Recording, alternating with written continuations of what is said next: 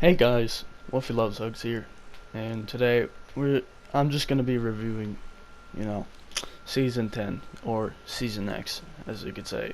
I needed to play a lot of it to get my really how I feel about this season and the start of it. Now that we're officially 10 days in of the season beginning, I feel like I can give a somewhat decent start review. Well, let's just start off with the Battle Pass, of course. The Battle Pass is actually extremely good. It's the skins I think have been the best since like season 3 or 4. Like this Battle Pass, I'm getting it and I'm grinding it out because I like every single skin. Uh, I love the first two. The gliders are good. Some of the trails are pretty good. I wouldn't say all of them. The emotes are pretty good as well. A lot of traversals, which I like, so I think a lot of people enjoy traversals. So if you enjoy traversals, I mean, it's up for you. There's also a lot of dual wield pickaxe things again, as I enjoy them a lot. I don't know if most people do, but I think that's positive. And yeah, the idea of old skins returning, but in a new format, is really good to me for a battle pass. It's something probably we want more of, even if it's not the theme, just more like skins like this. And it seems like the shop is doing the same thing as well. They're doing remakes of old Imagine skins, which is very cool. And yeah, there's nothing really more else to say about the battle pass. I am kind of sad they got rid of daily challenges. I feel like that is a huge change that no one really wanted that much. I mean, I saved up so many dailies ready for the season, and they all got taken away, and they're not coming back. Instead of dailies, we get daily weekly challenges now, which is pretty much like you just get a weekly daily challenge. So it's like a weekly challenge, but it's like every week. So pretty much every single day there's going to be a new challenge, which everyone can do if you have the battle pass or not.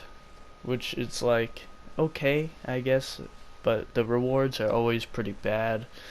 Some is like a free tier, which is good, but then the other one's like 500 XP or 1000 XP. It's pretty strange, and you have to work for it because sometimes you'll get a loading screen, and who really cares about the loading screens, especially since they haven't been really good so far. So it's kind of a disappointing thing. The tier 100 skin I feel like is really good this season compared to the others, such as Lux and Vendetta. The last two tier 100s, they've been very mediocre. Having a beefed up Red Knight is, I think, a really solid choice.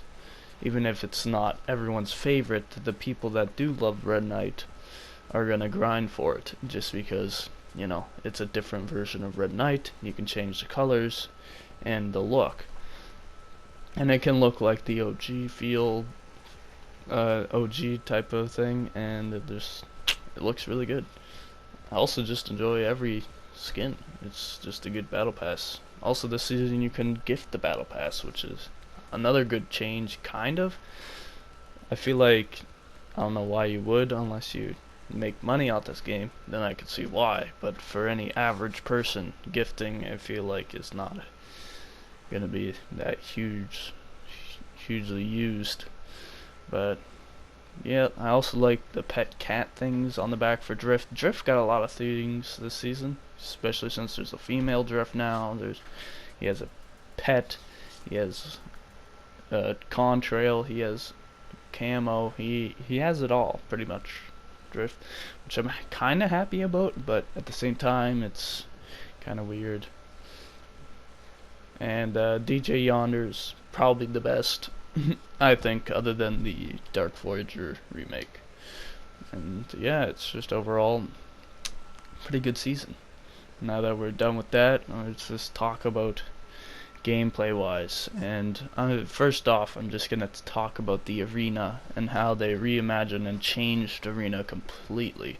They did a full reset on arena without really any notice. They'd never really done this before, and to me it was strange. I was I was ranked division 6, like one away from championship division, and I was saving up my points. I was almost there. I only needed like 20 more points or so, and they reset me back to Division 1, and that was kind of disappointing for me, especially since I grinded so much to get to where I was. But you know, it's whatever. And they've completely changed how the point system worked, and it just seems like there is no really real reason for them to do it. I mean, it's still the same kind of, it's just the points are now different, and it takes more points to get like up a division, but like it's still like similar, I guess. Yeah, I think you earn a bit more points per kills. You get 20 now instead of a point. It's just very strange of why they would change that. And now let's just talk about the map changes, because this is probably the big thing of the season, of every season everyone's excited for, is the battle pass and the map changes. And I feel like for the battle pass being super duper good, the map changes are very poor. But I know they're doing this season very different from others. They're changing things all the time in the map, and I've seen that. Hopefully they change it like regularly. I get that you need time before they change a map again. They just changed Tilted, so I'm not complaining right now, but like hopefully it's like every 2 weeks or something, and I'll be okay with that, instead of, you know, the usual change a bunch of things at the start of the season and don't really change anything until like the end of the season.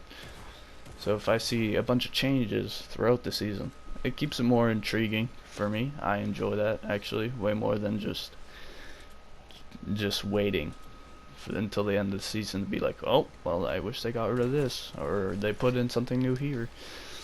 So yeah, hopefully they do that. I do enjoy that Dusty, the OG Dusty, is back, and OG factories. I feel like they're overstocked for right now, but like in a couple more weeks than it already has been, it's gonna be really dumbed down, because I mean, it's Dusty and factories. They weren't amazing loot spots, and when 100 people land there, it's not really ideal.